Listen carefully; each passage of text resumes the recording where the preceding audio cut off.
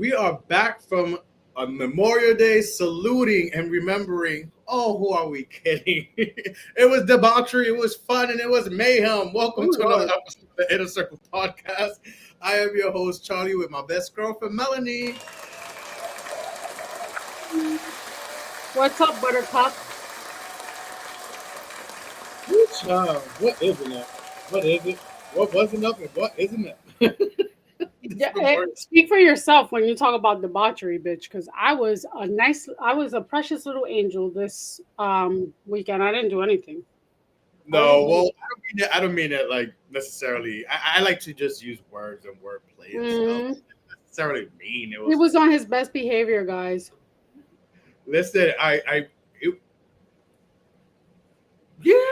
If you really want to talk about it, yeah, because I go into things without expectations and just having fun. Especially this year, it looks very different from me. Like this Memorial Weekend last year, I was in a relationship. This year, I'm not in a relationship, so it was very different for me.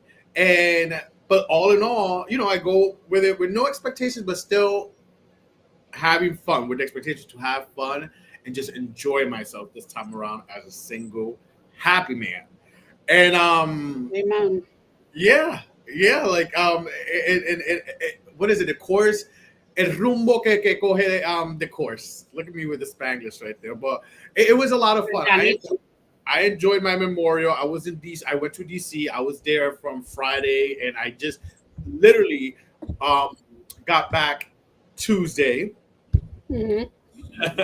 And but yeah, and I took Tuesday off because I was smart. Listen, you gotta sometimes you need a day from the vacation and the getaway, you know what I mean? Yeah. I'm surprised I even went and worked out and everything Tuesday, but I'm glad I got back at a decent time to rest and all that, unpack and ready for the show again tomorrow. Back to reality. And you too. You took Tuesday off. How was your Memorial Weekend? How was your Tuesday? My Memorial Day weekend as a whole was very long and very relaxing. I try to sleep in and then I also try to like go to sleep at a decent time. That didn't happen, but I got a lot done. I like basically cleaned my whole apartment. I got to do my nails. I did my hair. I did beauty stuff and I bought a lot of things. But as far as going out, I wasn't really in the mood to like be out and about. I did spend time with my uncle and my brother, and we had like my uncle made dinner for us, and that was cool by the suggestion of my brother because my brother is a very he loves carne guisada, pollo guisado. I don't like that. Like I Me have to be either. in the mood for it. I'm not a guisado. I'm not a stew person at Me all. either. Ironically, this weekend was literally the only weekend that I wanted to eat sancocho and carne guisada. And I had it and it was so good. My uncle cooks, I hate to say this, and I'm pretty sure she's going to see this. My uncle cooks better than my mom. Yeah, she's going to curse me out, but I don't care. Hi, mom. She she lost her touch. He cooks really good. And yeah, that was my highlight. And then I did take an extra day off from work, even though I was answering emails. Sorry. But other than that, this Memorial Day holiday was pretty chill. The whole like the city was completely like quiet. I bet I'm sure it was because Everybody everyone was in the Hamptons. went and left other places, the Hamptons or DC, or I heard Atlanta too, Oh, Miami Atlanta, people. yeah. But you know what I just realized? Like I'm kind of like not, pretty late to this, but do you remember La Marina? Yes, by you. Yeah, in Yeah. Dykeman, there was a spot that was like the hottest spot to come uptown called La Marina, and it was basically by the water and like Jay Z and a bunch of all these rappers and even Leonardo DiCaprio used to hang out there. Anyway, long story short, a couple like over 10 years ago, they lost. Was it 10 years ago? I'm not sure. They lost their liquor license because of some bullshit that was happening. They got new owners and they like remade it, reopened it, and now it's called the Hudson. I think we should go check it out. I I would. will say, I'll send you like TikToks that I saw of people like going and saying that they had fun. I I see do videos. hear, I do hear that the food is not that great. Like it's subpar. It's not like go there for like drinks. Don't go there for actual meals. You know, I But I love it. just want to go for the vibes and the view. Yeah, And me it's too. Yeah, like walking distance.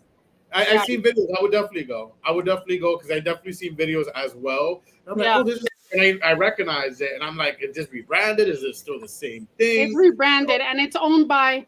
Apparently, it's owned. You know, I do my research because it's my job. But it's owned by the people that used to have Brother Jimmy's, or like they still have Brother Jimmy's. They just don't have it in the city anymore. Have you heard of that place, Brother Jimmy's? It used to be this barbecue spot in the city. It was like on the east side. I remember because I went on a date there years ago and we stole a fishbowl. We didn't steal it, we just took it to go. We paid it and we took it to go. But yeah, I remember they used to have some bomb ash fish bowls. Well, something else I did this Memorial Weekend, which some people be like, really, especially if you're traveling. Yeah. Some people may find this weird. I went to the movies while in DC to see Final Destination. Oh my Bloodbath. god, you did? Yes, I did. I seen it on actual Memorial Day. Yeah. I went to see it, and it was okay. So my ratings out of 10. I love a movie. But obviously, this is like this is a franchise. This was part 6 out of the series. The last one that came out, I believe, was wow. I'm not completely sure as a fan, but I believe it was 2010, the last Final Destination. But I do want to make sure, so I'm gonna look it up. While you look that But up, I feel like there was a Final Destination movie on on like I forgot what channel it was on, but it was playing, and it was like someone was saying like, "Oh, there's a bomb on the like on the plane that in was the part movie." one. That That was was part part one. one. It wasn't a bomb. It was like just that the plane was gonna crash, basically, because of the wing of the plane. But Right. yeah, the last one came out in 2011, so we haven't seen a Final Destination since then. 14 This years. one made a lot of money. Actually, the budget was 49 million to make, and in the U.S. alone, opening weekend, this was the second weekend open. This past one that went by, but in the first weekend alone, it did over 54 million. So it definitely made its money back in the U.S. domestically alone. But worldwide, it did over 100 million. So it Sheesh. made its money back and then some. So, some people, some of the comments I got after yesterday seeing it, it was like, okay, they need to end it. They could have ended it. This was cute. There was connection, but this could be Mhm. the end. And I agree, this could be the end. But then, with that being said, Same when goes for Scream. yeah, Scream was brought up. Scream was part of the conversation yesterday. Scream. We definitely was talking about Scream as well. Um, and we said when we was talking about when Scream could have ended out as well. So that's so funny how you bring that up. But this was Great minds definitely think alike. this one when it could end, but like I brought up yesterday, when studios see money signs, studios are gonna continue to just regurgitate and give, especially if they feel they're gonna make money. And then with this one over what the last one was 2011, and the fact that this one came back and made that much money after years later, I could see them trying to continue to push the franchise beyond. I'll be there as a fan of the franchise. Just as same with Scream, I'm there. And Scream actually thought on my actual wow.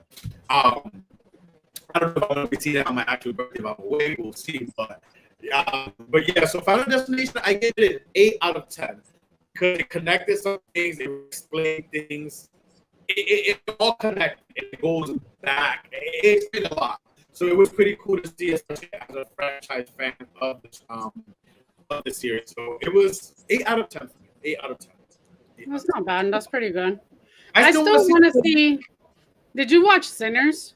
No, I still want to see Sinners, and I think I'm late to the party, but I still want to see that one. But yeah, I haven't seen it, and I want to go see it because at everyone this keeps point, I talking feel like about it. it's late Yeah, for the digital release at this point. I don't think it's gonna be released anytime soon because it's doing really well. But did you yesterday was the American Music Awards? I am not going to recap it. I feel first of all, it was odd. The American Music Awards used to air back in the fall, and now for it to air like in the spring/May, that's now, it was hosted by Jennifer Lopez. The Ew. only highlights that I have, I don't know if you watched it, I don't know if you heard of it, I don't even know winners and stuff. Only highlights that I'm going to talk about that I seen was the Jennifer Lopez opener. She hosted the awards, and she did amazing. She did a medley of I guess the big songs this past Apparently, year. she did a medley of 23 songs under 6 minutes. Yeah, yeah. And she started with her own song, "Dance Again." Listen, I gotta give it up to Miss Mamas. She is going to try her best to try to show the world that she can sing live for a little minute or so. And she pushes herself. I just still feel, and this is coming from a Britney fan, I just still cringe a little bit when she sings live. Like it's not horrible, but it's like, oh, sweetie, she's trying. I She's just I trying. can't. When for me, listen, I like her. I think that J Lo, like, she's been relevant all these decades. Like even so, through trials and tribulations. But I feel like she does things. She watches other people do things and like tries to do it in her own way, and like it falls flat. I didn't watch it, but I saw clips. First of all, why are you kissing three of your backup dancers? Like you're giving, like, I want to give the media something to talk about, like a la Britney and Madonna, Christina Aguilera VMAs. Well, It's she's a not going to Leo. give that. It's really not going to give you that. Yeah, she's a Leo, so she wants that attention, adoration, and that shock factor, maybe, and people like you said to talk about her. But I do have to give it up to her. She did an amazing job with that tribute medley thing. Not tribute, but I gotta medley of watch it, but I'm pretty sure it was good. I just don't like the she whole. she may not be a singer, but the bitch could dance the house down. And for 50 something to be flipped and doing all that thing and slide and thing and picked up and thrown around, I loved it, especially when she did by Nueva York from Bad Bunny. You have to watch specifically that. She The way did those that song. yes, the way those dancers had her flying in the air and her sliding. Like J Lo, you did that. The dance, singing the opening, the first minute of 30 seconds, I was like, ooh, cringe. But once you I thought started it was more cringe dancing, when she had her daughter. Can I say daughter? What does she go by? I think she goes they, by. them, So I'm just gonna say Emmy. I think it's yeah. her name. When she had Emmy like sing, I thought that was cute, but at the same time, get corny. Well, she did good. That was a highlight. She did again. Besides the singing, she definitely danced the house down, and I loved specifically Nueva York. Like you got to Mm, see it. It wasn't just because she danced to Bad Bunny; it was the choreography itself. mm. So she did that. Another highlight was obviously Janet Jackson. It's been over, I believe, 7 or X amount of years, a long time since Janet Jackson has been on a I saw televised that. award show. So I was very happy for Janet. We seen Janet Jackson recently in Vegas, which was amazing. She was amazing. She looked amazing. Yesterday, Yeah, she looked amazing as well. Body is back. Listen, her whether, outfit was cute. whether it be Ozempic or whether it be them working their ass off, I gotta give it up to these mamas in their 50s looking amazing. Like flowers, hands down. She looked amazing. She did a She medley sang. The mic was on. and she sang, she's singing. Because the mic was on when we went to see her as well. I was surprised, speaking for myself, that her mic Yeah, was on. She sang and she did a medley of "Someone to Call My Love" and "All for You." "Someone to Call My Lover" lately has been going viral on TikTok because people who, yeah. the generation's been fell upon it and has been using it on their reels and stuff. So it was cute to see her do a medley of those two songs in particular. I've always loved "Someone to Call My Lover," and lately I've been listening to myself to just the optimism of when it happens. You know, Um, speaking of that, you know what I've been listening to that I can't believe I've been listening to? Jessica Simpson songs, like Irresistible. oh, that's a jam. That's still I That is still a love. fucking bop. I was like, oh, this is, I don't know where I heard it. There's this comedian on TikTok that he will put on different wigs and like dance like the pop girls. And he Mm. did Irresistible. And I was like, oh my God, I forgot about this song. And I was listening to it. And then I went into a When you whole Deep dive Even of the her. video is cute. It's very for Yeah, back then, like, very pop, yeah. good music video, industrial. Like Did you know that that song is about Jesus Christ? it is. It is. Yes, it is. I forget, but it is. She wrote that about the good Lord. What a plot twist her life was. But anyway, Right. But so and then something else I seen I guess Gloria Estefan was there too, and yeah. she had a new I guess they were celebrating her the same way Janet Jackson received the Icon Award, but I guess Gloria Estefan received something because she performed a medley of a few songs as well. Mm. um so I seen that, but that's pretty much it of what I seen. I didn't really go that much into the winners or even red carpet looks. Did you hear anything or see anything that stood out to you? I honestly didn't really I didn't watch it at all. All I saw was the clips of Janet Jackson performing. I did see that there's like some controversy with the presenters Shabuzi and this other girl, some white girl, that she said that the Carters were the ones to create country music. She was talking about was it Linda Carter? I forgot her name, but it was like this family from back in the day that they used to all sing country or whatever. And he made a face like, what? Like he was taken aback by it. But I don't know, because if you think about country, country origin was not from a white person; it was from a black person. But to each their own. Yeah, I mean, another speaking of country, like I mean, I know Beyonce had a few days in New Jersey because I'm tired of people saying New York, or her shirts She even kept print. saying New York. It's Jersey. Like you're in Jersey. You're in MetLife Stadium. You're in Jersey. People have to cross a damn tunnel or go under a bridge or whatever, or go over a bridge or under a tunnel to get to you. You are in Jersey. But She kept nonetheless, saying New York. The same way she kept saying when we went to Dallas Stadium, she kept saying Dallas, but we weren't in Dallas. oh well, overall, but I get it. It was Dallas. The actual stadium was maybe like a little outside of Dallas. Was it Arlington? I don't know. Arlington. Arlington. Yeah, So I was like, this ain't Dallas, this is Arlington. But everyone was saying that they're in Dallas. So what do I know? yeah. But a lot of people I know, my timeline was flooded while I was in DC. Mind With you. people posting at the Cowboy Carter. And listen, I love to see it. With Renaissance, she brought up people brought up the fashion, the Renaissance fashion. Now people are doing their cowboy look and the fashion. It's like an event, and I love to see it for the people who love it. Me myself, I was watching before even leaving to DC last weekend. I was watching clips of the tour. I'm like, let me give it a little more chance to see a little more. But it's definitely she does like half of the show that we went to see. She does half of Renaissance. She does a lot of Renaissance. Does she? Yeah, she does a lot of Renaissance, but with the Cowboy Carter added in as well. I love Renaissance, I really do, but I wouldn't go to see this tour again. Yeah. I'm talking shit now, and who knows? Maybe I end up going and see another show like somewhere else. But I just wouldn't go see it again because again, I also didn't connect like that with the Cowboy Carter album. Like, there's only one or two songs that I liked, and then that kind of like fizzled quick. Like that I stopped listening to it. So, but all in all, it's still a great show from the clips I seen. Beyonce's Beyonce, and of course the energy from her fans and stuff. But yeah, I've seen a lot of people posting up a lot of.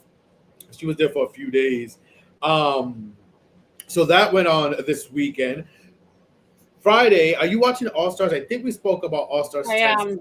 am. Um, if you're not watching All Stars 10, RuPaul's Drag Race, excuse me, All Stars, this year is a little different for the 10th season. We have brackets. First of all, there's 18 queens. That's the most queens that have ever competed on an All Stars or the actual show, franchise wise. RuPaul, because she's a stunt queen, and I love a good stunt queen. The queens were separated by brackets.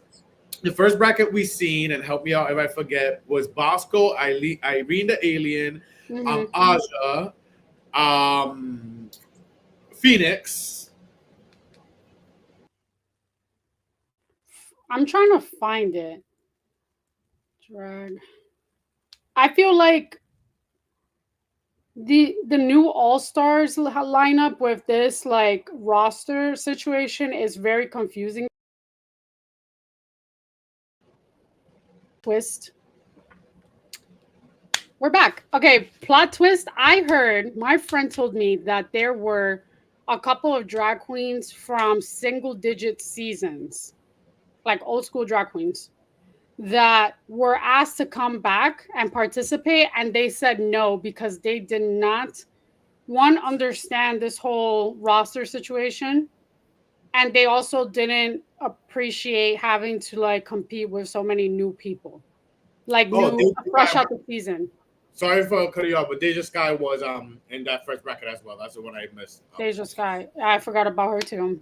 But what do you think about that? One Listen, person being Jessica Wilde.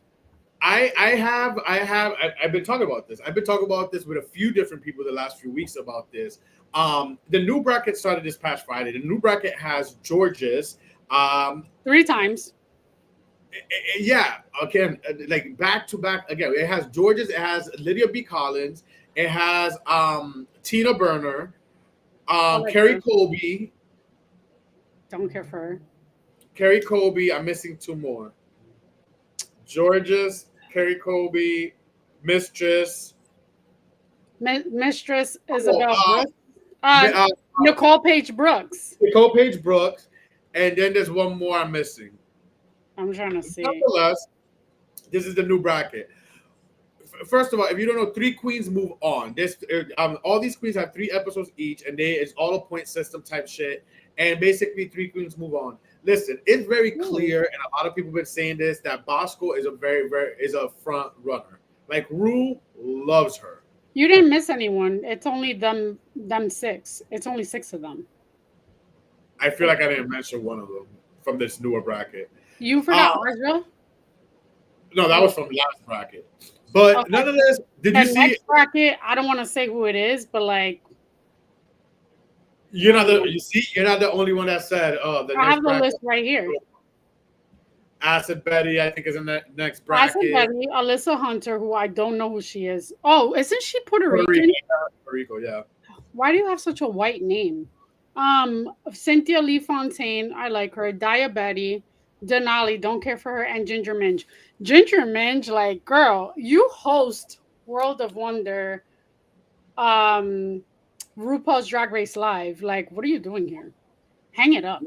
It's just the cast is all I gotta say is choices for the cast, and I agree with you. I do believe what you said, that there were other queens that were from the single digits asked, and most likely backed out because it's very produced. I'm sorry, but the whole bracket thing is very manufactured and produced. It's rigged, yeah. It's rigged. It's rigor mortis. It's giving rigor mortis. It's giving like produce and set up. Yeah. Set up. So I get it. Right now, honestly, I see either Bosco's gonna just take it. I like Bosco. Don't get me wrong, but I had this conversation about Bosco this weekend too. I don't hate her. I had a conversation, but we could talk about. I'll tell you what I think. I don't know what it is about. I hate that I'm going to say this, but like I don't know what it is about the drag queens that transition, but they want when they transition, it's almost like they don't go as hard as a regular drag queen would. Like they serve more looks than personality to me. Like Carrie Colby, she's pretty, she's gorgeous. She gave like her outfit, her Medusa kind of inspired outfit with the braiding all over. It was nice, but I also feel like you can't just be a look queen. Like you better give something that's gonna be relying on that body. Stop relying on that body. Like it's not cute. Mistress Isabel Brooks, that little fucking troll. She is hilarious. She's a Gemini. She's a Gemini. I think so. Well, it explains a lot. That bitch is nuts, but she's mad funny and like, oh my god. Georges needs to fall back with the filters. That bitch is pickled. With the fillers or the fillers? Fillers. I was going to say how could you do filters on TV? Fillers. Yeah. Listen, I I'm enjoying it because I like the stunt. I like different formats and stunts, especially after like all these years watching Drag Race. I like different twists and little plot things. But this one and with the queens he picked, it's just so obvious to and clear as day. Like the setup that we like, Yeah. you could clearly see who's gonna be the top nine, and you could clearly see who's gonna win. So, but all in all, I'm still hugged. I'm a RuPaul's fan. I'm a Drag Race fan. I'm a RuPaul fan. So I will see it to the end. But we were talking about excuse me, throughout the podcast, we've been talking about a few weeks ago, we spoke about the new generation and how that professionalism, etc. Mm. You were talking about TikTok that 7 habits that make people look unprofessional. Now, this necessarily, I don't know if this necessarily isn't necessarily, I'm talking about just a generation like Gen Z. This talking about in general. No, this is just 7 habits that making you look unprofessional. So it's basically it relates to anyone and everyone. It doesn't need to be a specific a group or like target demographic. It's just what you could be doing that could make you look unprofessional in a work setting, personal setting, in life, whatever. So let me just go through the list real fast. Some of my coworkers need to watch this. Yeah, I need to put that out as an email blast. All right. 7 habits making you look unprofessional. Number one, the oversharing syndrome, mixing personal drama with professional settings, using work channels for personal venting. That is a no no. You don't need to air your personal dirty laundry and drama to coworkers and higher ups and stuff because you're going through it. Like, be discreet. Create create clear what you should do instead is create clear boundaries between personal and professional communication. If you wouldn't tell a CEO, don't share it at work. Number two, this applies, the response lag, taking too long to reply to important messages, leaving people hanging in critical conversations. I can't stand this. And for a person who works in like, I don't work in a team anymore, but I was in a team and I would see how like we all had to depend on each other. And like you have that one person who takes their sweet ass time to respond to something that's like you know, and it needs to be quicker.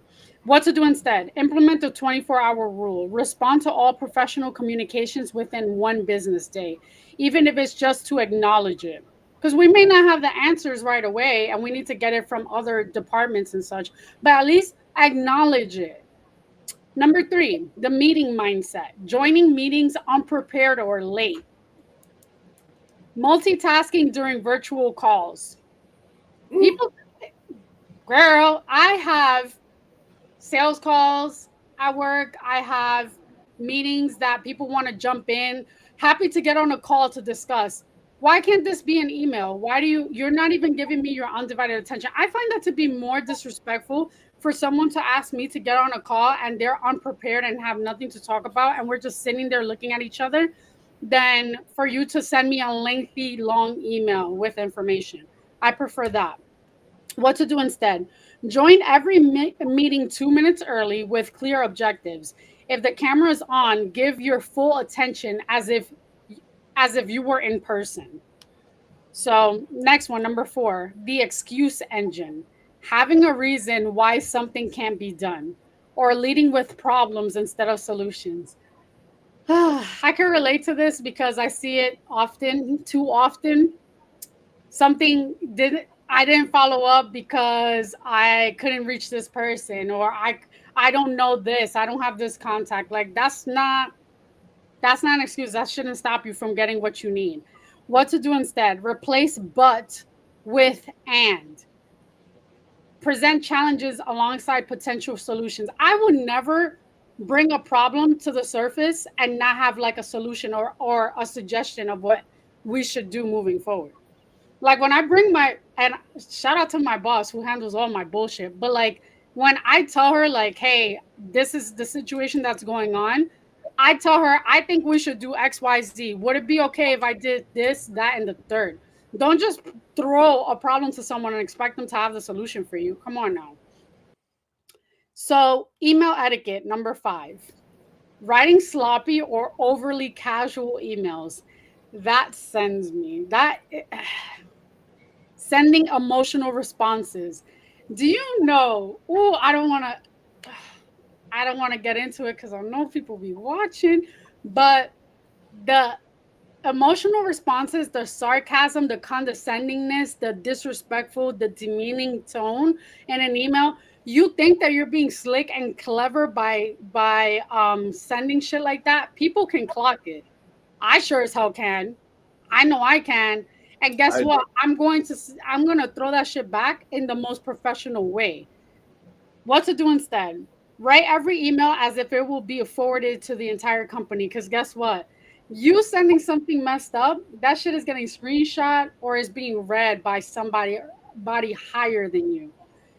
Wait an hour before sending emotional responses because some of y'all be very emotional and sending shit right off the rip. Number 6, the commitment creep. Saying yes to everything. Missing deadlines due to overcommitment. What to do instead? Before saying yes, check your calendar. It's better to say no upfront than to fail and fail to deliver later. No is a full sentence. If someone asks something of me and I know I don't have the bandwidth to do it, I will I will say no, I can't do it, or offer a like an alternative solution or date. You can't be saying yes to everything like a prostitute. My mom used to say that. Don't say yes to but everything. yes, man. Yeah, don't be a yes man. Last I'm one. watching myself too. In my job place. I'm not a yes girl. I'm gonna be like, I'll get back to you, and I will get back to you accordingly. But that when I get back to you, that might be a hard pass. Last one, the energy vampire, complaining regularly about work or spreading negative energy in meetings. Ooh, child. Instead of doing that, institute the solution rule. Every complaint must be accompanied by a proposed solution. And also, if you're so negative, like you're going to be a negative Nancy and not bring positive energy, like you suck the air out of the room. People are always going to see you as that vampire and you're going to be known for that. I've worked with people like that. Guess where they ended up? With a pink slip across the street in the unemployment line. You can't that's not cute. You're not productive if you're being like an energy soul sucking demon. So Yeah, anyway, those are 7 things that you can do that are good for that make you look unprofessional. and there's some solutions there. So I love that. Listen, another thing too is that I guess the workplace could be drama, and we've all that's relatable for a lot of us. One of my biggest thing is hypocrites. Like, Hmm. don't what you trying to preach and have people follow in this scenario, but then you show up in another scenario doing the opposite of what you try to preach. Like, I can't respect a supervisor or someone like that. Especially Like, a higher up, yeah. be about it. Like, if you want to give rules and be like, oh, we have to do this, make sure you're also walking by those same rules. Because me, I want to follow a leader who is about their word too, who is following their own words and things that they're spitting out. Not like, I can't work for someone which, it's clear, and you know more details about this. I'm not gonna get into it, but I can't work for someone who is a hypocrite. Nope. Nope, nope, nope. So, with that being said, that I hope those tips helped you guys, especially those people going into summer jobs. You younger kids going into summer jobs, yeah, I need it. Yeah, I need those tips the most. Gen Z. Do you know Gen Z is actually before we go, they're actually taking adulting one-on-one classes Who? because Because they don't they are act like so, adults. yeah, because the everyday stuff of adulting like an adult is like too much for them, and I guess Yeah. adultiness, like us millennials and the people before us. Yeah, So I believe it. I feel like the things that we had to learn growing up and like right, do things by trial by what is it, trial by right, error or trial and yeah, error, we yeah, did that. Like I remember if I went to the when I was little and I went to the supermarket, if I didn't bring back the specific type of chuletas my mom wanted to make dinner, she would be like, "Oh, this is the wrong thing. Go back to the butcher shop and tell them that you want this instead." Like, and I needed to memorize it. And if I did that wrong, she would kick my ass. Now you have everything at your fingertips. You literally could just order deliveries to you. Kids don't have to do anything. They're sheltered. It's crazy. The work ethic for these Gen Zs is nonsense. Nonsense. Yeah. And before we go, also, could you believe I was just thinking about this? I'm like, this is a time, this time around 5 years ago, the inception of the Inner Circle podcast. And the reason why I was nostalgic about it too, because I was having conversations about the podcast this weekend while out in DC. And it's like, damn, 5 years. And again, this is not shitting on other people or anything, because I get it. People take breaks and stuff and people are different, but like we've seen many, and again, this is still the little engine that could. I consider this podcast, but we've seen many people come and go. Yeah. The last 5 years, like, with their podcast and their commitment to it. And I just gotta say, like, damn, we 5 years, like 5 years still going, 5 years still showing up, 5 years still talking our shit. And I just gotta say thank you guys. I can't believe it's 5 years this year. I think I feel like the first episode was around like it was after Memorial, because I remember. Was it after Memorial Day? I could have sworn it was like we had like a mini, like, not live, but like we had like a test run or whatever. The pilot was on Cinco de Mayo. I remember that for a fact. Oh yeah, but no, the actual show was when I came back from Memorial, because I know who I was dating too back then too, and who I went to DC with that Memorial weekend, and yeah, that was the first episode. So technically, yeah, it's been 5 years. 5 years since we started this. Can I say the evolution of like hot topics, but also like just us in general has been, like, it's all going uphill from here. Yeah, and I'm excited for June, y'all. Before we go, we're gonna have many. It's Pride Month. Pride Month kicks off. This is the last episode of May. May went by quick. I said it last week. I'm gonna say it again. May went by quick, and I'm not complaining about it. We're ushering June next week. We will be in June. It's Pride Month, and I'm excited because we're gonna have many different guests. Allies and the gays will be joining us at different guests, so definitely tune in for that. Keep your eye out for that. We're excited to have, allies and the gays and coming to chop it up with us. So stay tuned for that. Anything you're excited looking for Pride Month, because you're an ally. I've been running the streets with the gays since that brick was thrown in Stonewall, honey. No, honestly, I am looking forward to next month. I'm looking forward to June. I also feel this is going to be a very interesting time to celebrate Pride. And hopefully, with everything that is going on, we still managed to like have a great month. Yeah.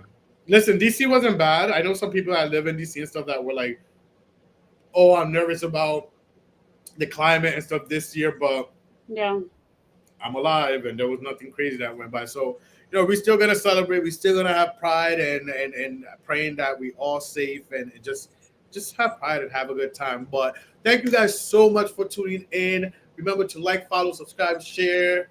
It's been 5 years, y'all. And it's free. And we will see you guys next week, kicking off Pride Month, with some extra special guests. Tune in. We love you guys. Adios.